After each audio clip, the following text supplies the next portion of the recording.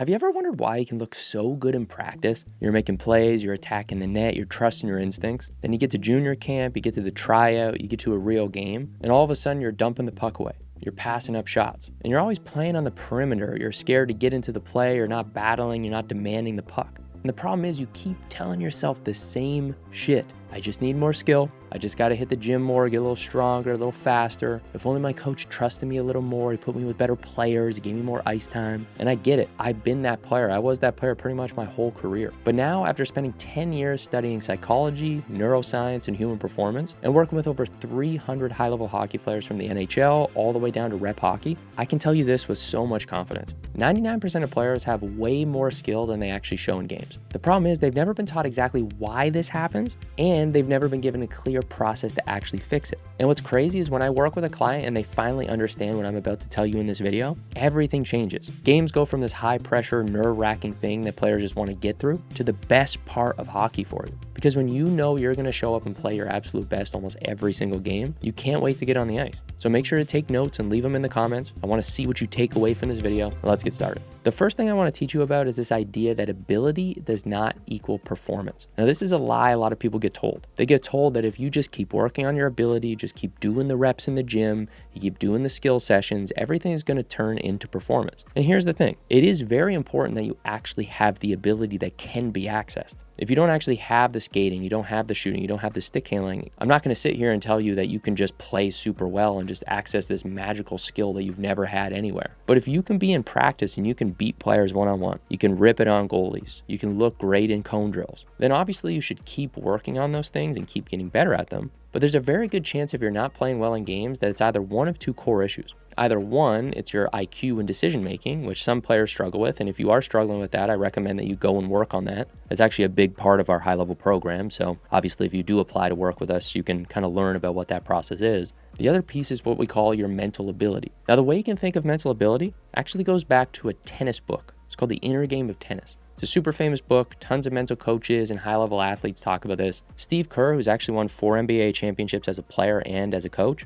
actually credits this to a lot of the ways that he teaches as a high-level coach at the NBA level. But the way Tim Galloway talks about this in The Inner Game of Tennis is this idea of performance is really your ability minus interference, or you could call it resistance, or as I like to call it, mental blocks. Now, the key distinction you want to understand is that when you think of what interference or resistance or mental blocks are, there's something in your mind that prevents you from accessing your actual physical ability. It's your mind stopping your body. So to clarify, when you think of ability, again, ability is how good of a skater am I? How good am I at one-on-ones? How good am I at battling? How good am I at stick handling, shooting, passing? Whatever these mechanical, general skills are, it's like, what is that ability? Added into this, you can also think of your decision-making ability, how well you're able to threaten certain areas, how well you're able to be deceptive. All these pieces come into play. Now, when we talk about this idea of resistance or interference or mental blocks, what's really happening in our mind is you want to understand confidence is a fundamental thing that our mind has. So when we have ability, we are naturally confident at a root level. But the problem is over time, we actually learn to be unconfident. The way you can think of this is that as we go through life experiences, when we have a negative event happen, our brain tends to learn a lesson from that. Now, the problem with a lot of these lessons it learns is that it actually learns the wrong lesson. You turn the puck over in a game, you feel bad, you get yelled at, you feel worse, and then your brain says, don't let that happen again. And it develops some kind of defensive pattern. But when you have that mental block, on the ice, it is this feeling of heaviness. It's this feeling of hesitation. It's this feeling of not wanting to attack because you don't want to screw something up. If you're a hockey player or a parent, you've seen yourself do this. Parents, you've seen your kid do this. And sometimes it can just take a mistake or a coach saying something or something happening in the game that triggers this to come out. And once that block comes in, this is where everything changes. Now, the next thing I want to talk about is the mistake most players make when they have this happening. But before we go any further, if you're a high-level player or a parent of a high-level player, and you know you have the physical tools, your skills are there, your physical ability is there, but for some reason this thing keeps showing up in games, you feel blocked like we just talked about. This is exactly what we help players with in our personalized programs. So in our personalized programs, we help teach players how to develop a mental tool set so they can deal with any mental block that comes up, they can build true elite confidence, they can develop their hockey IQ and become elite decision makers like the best players in the world. And ultimately, this is what allows them to master their mental game. So scouts, coaches, and everyone around them says, wow, the mental game is an asset for you. So if you as a player or parent want to learn more about what we do to help players personally, click the link below to learn more. It's the first link. You can watch the video. If you're interested, you can apply to work with us. Just keep in mind that we only accept about 30% of players who apply, so we might not actually offer you a spot in the program, but we will still do everything we can to help. So the second core thing I want to talk about is this idea of the thing players don't want to look at. So again, if you've seen the flashes of really good plays in games, you've seen these moments where you took over, you've seen these moments where you just got into that flow state and it felt almost magical, you know you have the ability piece. So we're not debating that. So what that means is that you are being held back by a mental block right now. And this is the real issue. And I'm just going to be super honest with you right now. The mistake that honestly every player that I've seen makes that doesn't fix this is that they're just hesitant to actually admit, hey, my mind is limiting me. And the main reason for this is because there's such a stigma around saying my mental game isn't where I want it to be. Now, the thing you got to realize is the best athletes in the world are all developing their mental game. They're reading the best mental books. They're working with mental coaches. They're developing this as a system using programs, whatever they need to do. So the most important first step to actually making a improvement in this area is saying there is something I can do better. So admitting, being honest with yourself that you're not perfect with your mental game. And again, I hated that idea because I used to study all this stuff and think I don't need to work on it. I understand it. But the reality is the uncomfortable answer here is the thing that's actually going to set you up for success. And so what you need to do is acknowledge, okay, I know that there's something in my mental game that could level up. Just like if you look at your skating, you don't want to look away when you watch your film. You want to stare at it intently and say, okay, what can I do better? So what the best athletes do, they're not scared of mistakes. They're not scared of their shortcomings. They're excited by the things they're not good at because they know they can get even better. A really good example of this is a guy named Robin Lehner.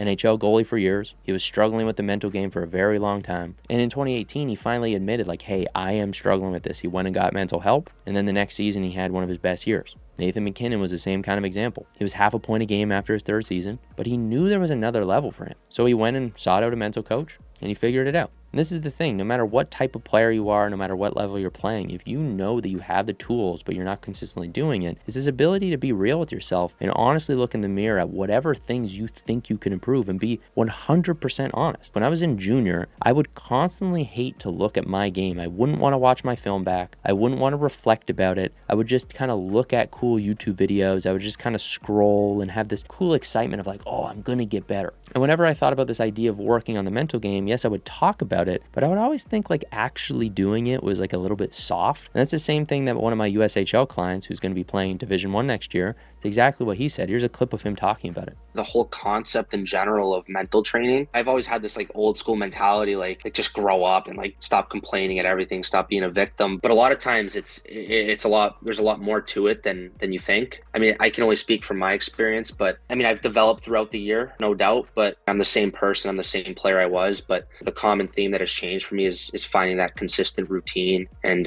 sticking to the process. And again, this is a kid playing at Tier 1 Junior A. He's going to be playing NCAA Division I, basically professional hockey at this point. It's a place that pretty much every player wants to go. And before we started working together, he would be this kind of player. He'd kind of call himself like a hothead or a snap show, where if something went wrong, if somebody got in his head, he would just kind of freak out and he couldn't get himself back. We actually have a whole video. I'll actually pin it below this if you want to click and watch that one. The key was teaching him these concepts of how to become somebody who has the mental tool set to be able to handle whatever situations come up. And so that's what I want you to ask yourself after this video. If you have one thing you take away from it, is what's that thing you've never admitted to yourself about that mental side of the game? What's one piece that you know you can improve on? Because even if you're the best player in your league, there's probably something mentally that could take you to another level. It's just the willingness to say, hey, I'm not broken. There's just more to build. So the third thing I want to talk to you about is the actual takeaway practical thing you can do. What's the actual practice reps you can take and run with after the session? So this is going to be about a 2-minute drill you can do, but you can expand this out to 20 minutes if you want. So what this is called sitting with the emotion. And it's exactly what it sounds like. You need to learn how to actually sit with an emotion, understand it, and then be able to actually turn it into a clear character. And it sounds really weird, but I'll explain the backing behind this and we'll kind of talk through it. So step one, I want you to pick a moment. It can be from one of your past games. It can be from one of your recent games. It can be from one of your past games in the last season. But either way, I want you to pick a moment where a block came up for you, where you could have made a play, you had the ability to make the play, but you felt yourself held back by something. I want you to see the rink. I want you to see the situation. I want you to see what you did. And I want you to slowly play it out in your mind. Now, once you start playing it out in your mind, step two is I want you to notice when the block starts to come up. You feel an emotion come up of some kind. Maybe it's a negative thought. Maybe there's a negative emotion. But once that comes up, I want you to pause the visualization and hold in that moment. Now, what you're probably going to notice is that discomfort starts to slowly bubble up. You can essentially think of it like a steaming pot. It starts to you feel that steam kind of rising. You feel that pressure building in your system. Now, the key with this is going to teach you how to actually work with your emotions, which is something a lot of people talk about, but they don't actually practice, is you are now going to breathe and you are just going to let yourself feel whatever that blockage is. As you're doing this is really what step 3 is as you're feeling, as you're noticing it, identify where it is in the body. Maybe it's your throat, your chest, your stomach, maybe it's somewhere in your head. Every player feels emotions differently. Every person feels emotions differently. And once you got it, then for step 4, I want you to think about what would be the kind of character that emotion connects to. So it could be a cartoon character, it could be some kind of animal, it could be some kind of thing you've seen in a movie, TV show, but I want you to think of that. Now, I know this sounds absolutely fucking wacky, it sounds really weird, but this is all based on something called internal family systems therapy, or IFS. It's a really powerful technique. It's something that's actually kind of sweeping through therapy right now. And it was developed by a psychologist named Richard Schwartz. Now, again, this is used in clinical therapy, but as a hockey player, you can extract this from a whole mental system that people are using all over the world and take it and use it for actual performance. And what's really cool about this is they actually use this for veterans as well when they're dealing with PTSD and coming back from war. So you know this shit is effective. Now, the core idea you want to take away from IFS and this idea of the character is that your mind is basically made up of parts. And the way you can think of it is that a lot of these parts have a job, and that job is to protect you, not let you get hurt, not let you make mistakes, not let you get embarrassed, not let you feel shame. And so whenever you notice there's that scared voice in you, whenever you notice there's that negative emotion that comes up, understand that that is trying to protect you from something. And again, like we talked about, it does this because whatever bad thing has happened in the past is trying to prevent that thing from happening so you don't feel that really negative emotion. So that's what we're doing when we actually give this part of us an actual caricature. We give it a kind of like a cartoon or, again, some kind of thing that you've seen before, is that you're actually understanding it as something separate from you. This is based on the idea of diffusion, which comes from ACT therapy. But the goal is that you want to create some space from the thought, space from the emotion. And when you actually are able to observe that you are feeling a thing or you're thinking a thing, you are aware that it's happening. And so as you're feeling this feeling, as you're giving it a character of some kind, what you're going to notice is there's probably one of 4 character types that it is, and then you're going to kind of have your own unique expression of it. And all 4 of these are connected to the alter ego video that we made last week. So you have the ghost. This is the part of you or the protective system that's trying to keep you safe. It doesn't want to get you seen. So you stop asking for the puck, you drift to the outside, you don't engage in battles, you're very quiet, you kind of disappear from the game. And its whole strategy is, if nobody sees me, I can't get blamed. Then you have the robot. Its job is to make sure you never make the wrong choice. So you always double check, you always second guess, you overthink every play. But the problem is you never end up making the play because you're always overthinking it. The goal is that if you look coachable and you look like you tried your best, then you won't get in trouble. Then you have the pleaser. Its job is to keep everybody happy. That's why you pass to your teammates even when you could shoot. That's why when you have space to carry it, you still want to kick it to your teammate. It's not because you're scared of screwing up. This whole character strategy is if I'm nice to other people and I do the right thing, they'll do the right thing to me. So you become a pleaser. You're somebody who wants everybody to like you. But again, you're going to see this on the ice as this huge limitation. And then finally, you have the hothead. Its job is to make sure that whatever bad thing happens, it's not your fault. So if you screw up, you blame it on the ref. If you turn it over, you blame your teammate. If you're not getting on the ice, your coach is an idiot. The goal of this one is to basically create a fire in your system. It's to piss you off. It's to be like, the world is against me. And by using this strategy of it's everybody else's fault and getting angry, then I won't have to feel like I suck and I'm bad. So which one of these 4 do you kind of align with? And if not one of these 4, what do you align with? I'm curious, comment below. But now that you've identified in step 4, now for step 5, this is where you actually take it into real games. So you can't actually do this perfectly because we're doing a visualization, we're noticing it. Now at this point, you've practiced this, you've done the whole rep. The 5th step is fundamentally what you're now going to practice when you're in actual practices, training sessions, games. And so I want you to start to notice when this thing comes up. And now that you've created a character for it, you can actually label that character as taken over when you notice it. And the thing is, the more you practice this, the more you do this process of noticing that it's coming up, you know where it is in the body, it has a character, it has a name, you become so good at diffusing from it, creating space, that you become a master of this thing. And what's funny is that over time, it actually becomes your greatest asset. It starts to become like a coach in your head, helping you make better decisions. The hothead makes you more intense. The pleaser helps you be a good playmaker. The robot makes you better at managing the puck. The ghost helps you stay calm and in flow. But that's only if you've learned and actually worked with them, you've sat with them, you've understood them.